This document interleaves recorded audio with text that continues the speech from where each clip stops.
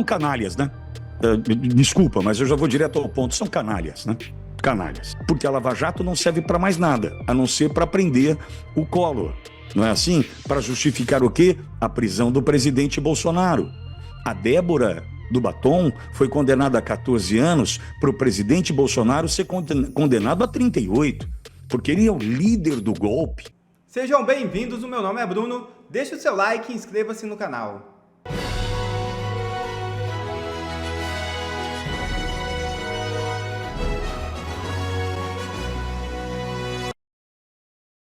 Ministros avaliam debandada para fugir dos escândalos e da impopularidade de Lula. É isso mesmo. O medo da crescente impopularidade de Lula e dos inúmeros escândalos de corrupção acaba de atingir ministros do governo. A revelação da coluna Radar da Veja é de que cresce em gabinetes importantes da gestão de Lula desejo de abreviar a permanência no cargo. Abre aspas. Ainda é uma conversa mantida nos bastidores do governo, mas cresce em alguns gabinetes importantes da gestão petista o desejo de alguns ministros com ambições eleitorais em 2026 de abreviar o período de trabalho no executivo. Fecha aspas. Diz trecho da nota publicada pela coluna. Parece que os ratos já começaram a pular do barco antes que afunda. Enquanto isso, 50,1% desaprovam o governo Lula e 46,1% aprovam. Diz pesquisa. Atlas Intel mostra que a maioria da população não está satisfeita com o petista. O que chama a atenção é que, em relação à pesquisa anterior feita pelo Instituto Atlas Intel, a desaprovação de Lula caiu e a aprovação subiu. No dia 1º de abril, a desaprovação de Lula era de 53,6%, ou seja, houve um recuo de 3,5 pontos percentuais no índice negativo. Já os que aprovavam Lula era de 44,9%, ou seja, houve um crescimento de 1,2 ponto percentual. Agora eu pergunto, como que com tantos escândalos no governo Lula, a aprovação dele subiu e a desaprovação caiu? No mínimo isso é muito estranho. Só para recapitular, em 9 de abril, Juscelino Filho, ministro de Lula, caiu denunciado por corrupção. Em 15 de abril, Lula deu asilo a Nadine Heredia, condenada no Peru por ter recebido dinheiro desviado pelo Petrolão, e mandou um avião da FAB buscá-la no Peru. Já em 22 de abril, o governo Lula foi esnobado por um deputado de baixo clero anunciado como substituto de Juscelino, mas que desistiu de ser ministro. Já em 23 de abril, explodiu o escândalo do INSS. Lula demitiu o presidente do INSS, mas nada fez em relação ao seu chefe, o ministro da Previdência Carlos Lupe, velho conhecido de quem acompanha o noticiário político e policial. Ou seja, com tanto escândalo em um único mês, como que ainda mesmo assim a aprovação de Lula subiu e a desaprovação caiu? O efeito de tantos escândalos da corrupção foi reverso.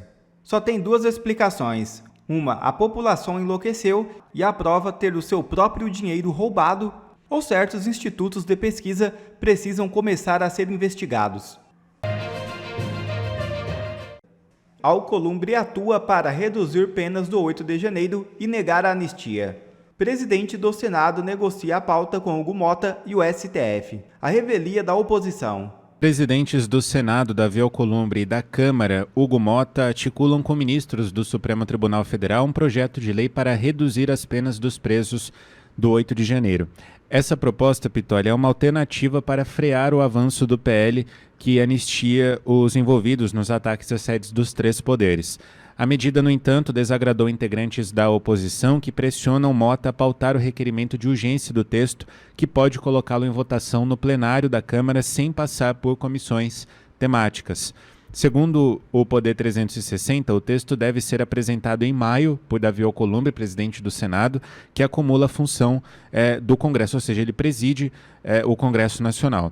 O texto aliviaria penas de presos por atos de vandalismo, por exemplo, o que permitiria que presos por atos menores, digamos assim, fossem soltos ou ainda enviados para a prisão domiciliar. As regras seriam retroativas e poderiam ser aplicadas pelos afetados pelo 8 de janeiro. Já os líderes de tentativas de golpe, as penas seriam aumentadas e não seriam retroativas. O ex-presidente Jair Bolsonaro, nesse sentido, nesse caso, não seria beneficiado, nem prejudicado.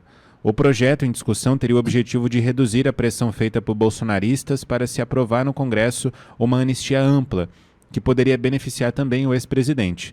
Nomes como Alexandre de Moraes e Luiz Roberto Barroso já teriam concordado com essa proposta. É o que eu trouxe aqui ontem, Pitoli, naquela fala do Luiz Roberto Barroso. Ele disse exatamente isso, que não condena o Congresso Nacional aprovar uma lei que faça a revisão dessas penas, mas a anistia ampla e total ela não deve acontecer, pelo menos o Supremo Tribunal Federal não vai permitir que isso aconteça, porque segundo o presidente da Suprema Corte, o que aconteceu no 8 de janeiro é imperdoável. Mas eu separei alguns pontos aqui que estão sendo analisados por essa cúpula no Congresso. A primeira é a retroatividade, que eu acabei de trazer. Essas novas regras poderiam beneficiar os investigados que já foram condenados ou são réus. Tem também a distinção nas punições, ou seja, o projeto criaria uma diferenciação entre manifestantes e quem planejou, de fato, os atos que aconteceram em Brasília. As penas passariam a não se somar, ou seja, haveria apenas acréscimo na condenação.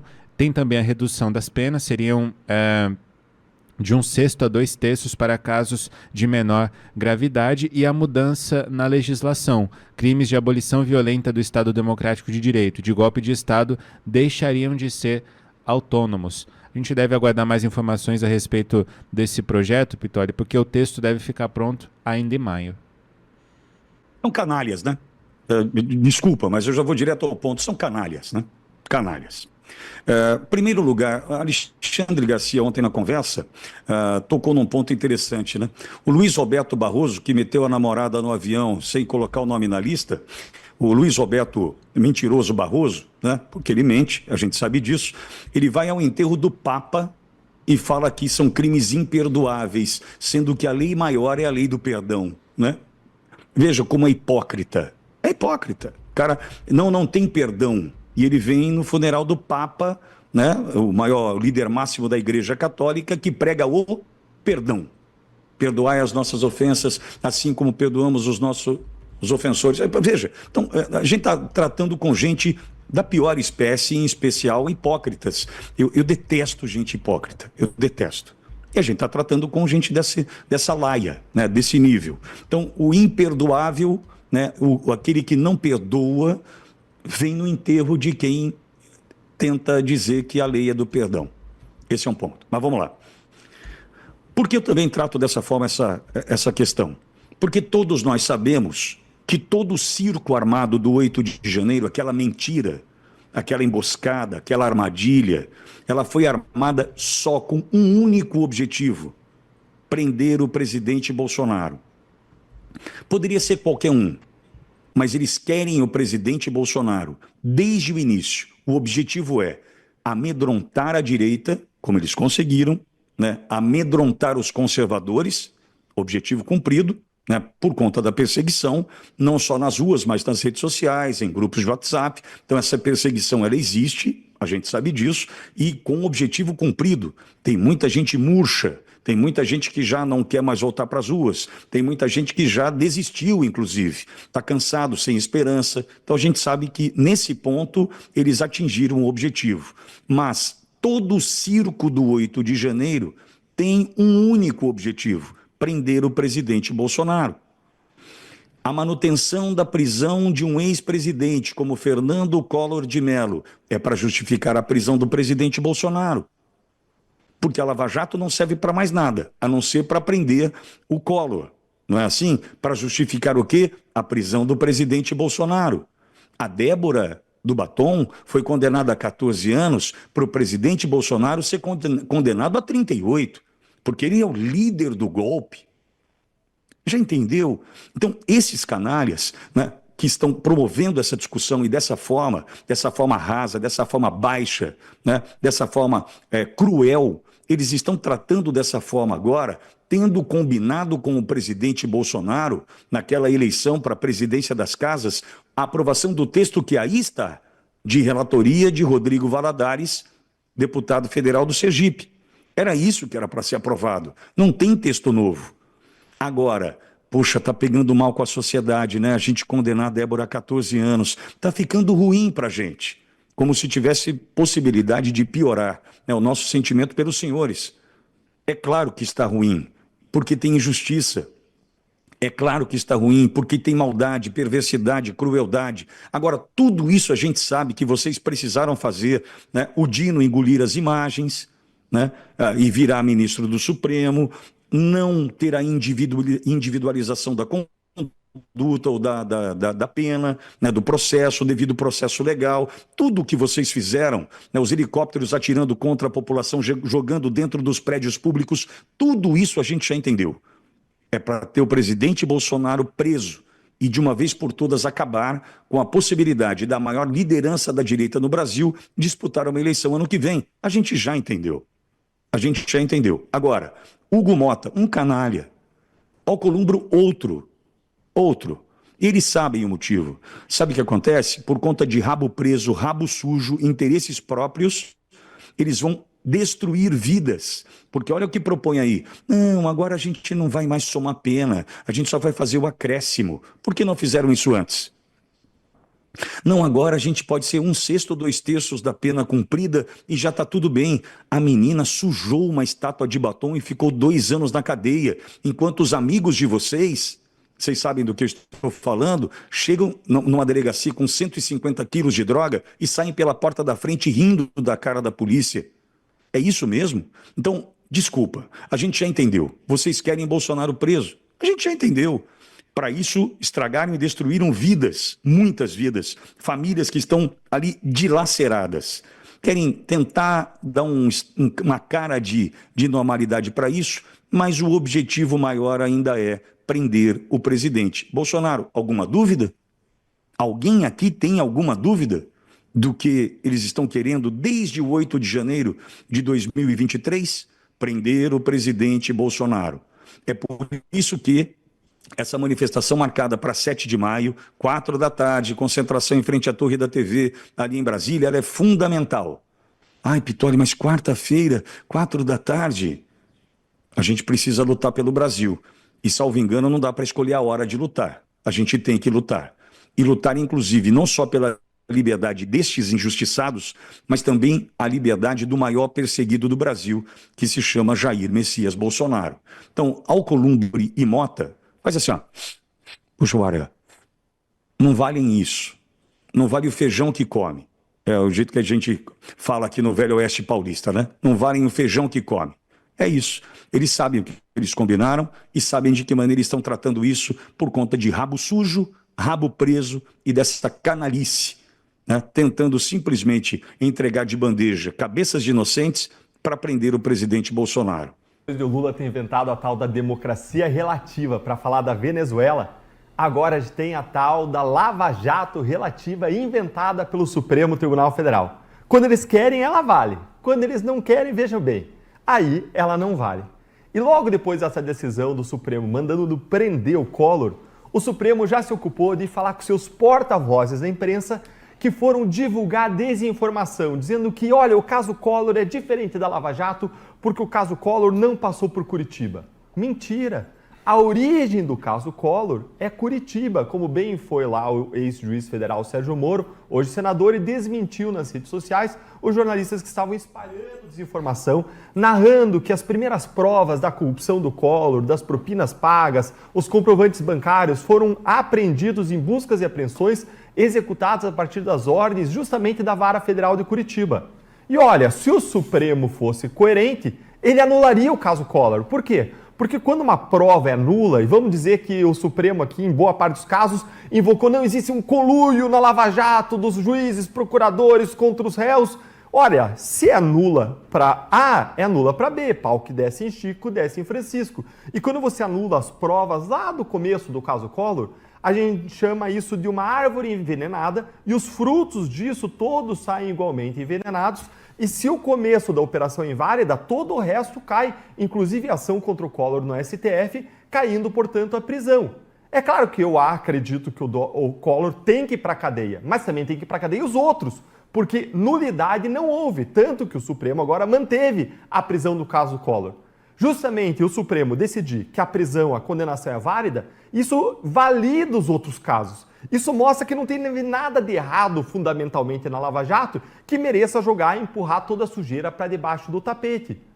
Então o que a gente vê é um Supremo relativo que agora ele tem que se explicar. E aí, por que às vezes a Lava Jato vale e por que às vezes a Lava Jato não vale?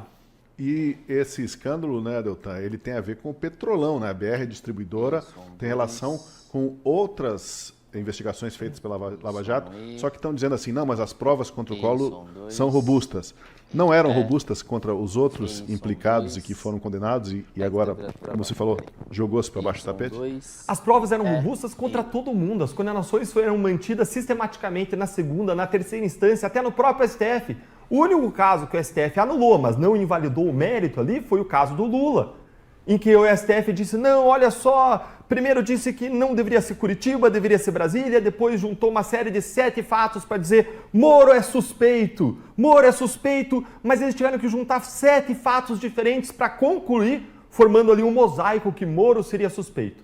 E agora a gente tem lá Alexandre de Moraes, que é vítima dos crimes, e ele ultimamente ele disse, não, veja só, eu não sou vítima do crime de atentado de golpe de Estado, de atentado contra o Estado Democrático de Direito, sou da tentativa de homicídio, mas espera aí, o crime de tentativa de homicídio, vamos partir da tese da acusação, o crime de tentativa de homicídio, ele fazia parte do crime maior, da tentativa de abolição do Estado Democrático de Direito, da tentativa de golpe de Estado. E quando uma coisa absorve a outra, fica dentro, ora, se existia um crime ali dentro contra o Moraes, ele jamais poderia estar julgando esses crimes, jamais, porque um crime está dentro do outro. Então, se ele é vítima de um, ele é vítima do outro também. Só que aí, agora, veja bem, agora a suspeição não existe. Isso vai evidenciando o duplo padrão do STF, mais uma vez, é a Lava Jato relativa. Aquela que, para os amigos, para aqueles próximos, aliados poderosos, raia os favores. Para os inimigos, para aqueles que hoje não têm mais relação e padrinhos lá que os protejam no STF, para eles todo o rigor da lei. Eu vou lá para o Marcília, já voltamos com o Guilherme aqui. Marcília, será que o Collor ficou espantado com o resultado, o desfecho, né, desse julgamento e a ordem do Alexandre de Moraes? Porque se fosse pelos antecedentes ele estaria tranquilo, né? Mas de repente mudou-se o jogo aí, como comentava o Deltan. Eu acho, Tosi, que o Collor não se espanta com mais nada. Ele está há tanto tempo lá em Brasília que se ele se espanta ainda com alguma coisa é porque o problema é dele, não de Brasília ou da nossa justiça. Eu vou até um pouco além do que disse o Deltan. Não é a Lava Jato. A gente começou com uma democracia relativa, de fato, do Lula, né? Mas eu diria, Deltan, que não é a Lava Jato que é relativa, é a arbitrariedade que ficou relativa. A gente chegou num ponto que a arbitrariedade é o normal. Então, a nossa Suprema Corte, ela é, por norma, arbitrária. E agora eles estão relativizando a arbitrariedade. Vamos ser arbitrário aqui, mas ali não. Ou vamos ser mais arbitrário aqui do que ali, uma questão de quantificação da arbitrariedade. Nós estamos criando variáveis, cepas para a arbitrariedade, né? Como se um vírus fosse e contivesse cepas. A nova cepa é agora a Lava Jato. A arbitrariedade vai se multiplicando, vai se tornando complexa e eles vão diferenciando. Olha, com o Collor vale... É absurdo, isso é tão absurdo. Como bem disse o Deltan, o próprio Moro realmente tuitou esses dias, inclusive expondo uma jornalista a um certo escárnio público em razão disso, porque ela tinha dito, não, aqui esse caso do Collor é uma lava-jato diferente, né? Como se tivesse uma lava-jato linha, uma lava-jato B, uma lava-jato do bem e uma lava-jato do mal. Só que os fatos todos, como bem disse o Deltan, estão na mesma origem. Se estão na mesma origem, não está para tratar de forma diferente. Como é que a gente pode pensar na isenção do Moro? Então o Moro ele não foi isento com ninguém. O Moro não foi isento. Aí chegou no caso do Collor e falou, esse aqui eu vou ser isento, hein? Esse aqui eu vou tratar diferente. Isso é ridículo. Será que eles não percebem que isso é ridículo? Não tem como a imprensa passar pano para isso. Nós chegamos realmente ao ridículo total de relativizar a arbitrariedade. Eu até acho que essa nossa chamada, que a prisão é esquizofrênica, é ruim, porque a gente ofende o esquizofrênico. Até porque esquizofrenia tem cura, mas a arbitrariedade que nós criamos dentro da nossa corte, dentro do STF, essa não tem cura. É uma caricatura hoje o que nós temos da justiça brasileira.